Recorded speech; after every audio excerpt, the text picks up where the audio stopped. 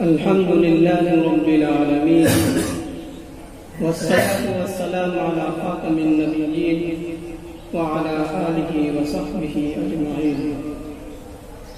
أما بعد، فأعوذ بالله من الشيطان الرجيم. بسم الله الرحمن الرحيم.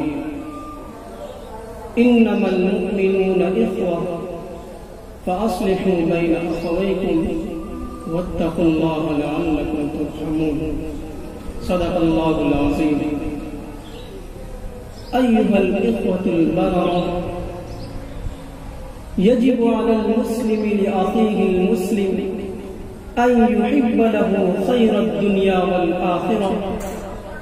يجب عليه أن يحب له ما يحب لنفسه حبا دينيا حقيقيا، مجردا عن الهوى والمصلحة، مجردا عن الأثرة والعصبية.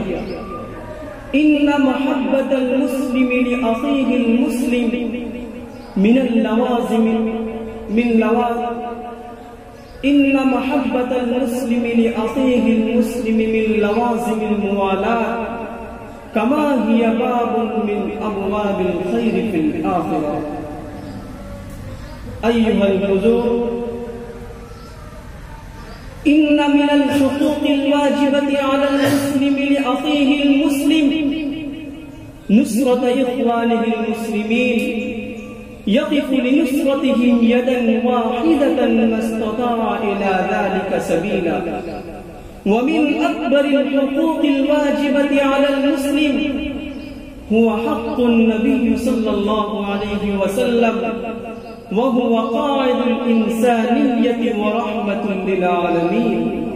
ويأتي بعد هذه الحقوق الواجبة على المسلم حق الربانيين من أهل العلم والفضل ومن أهل الصلاح والتقى، فهم الذين يقومون بتربية الناس بالحكمة والموعظة الحسنة.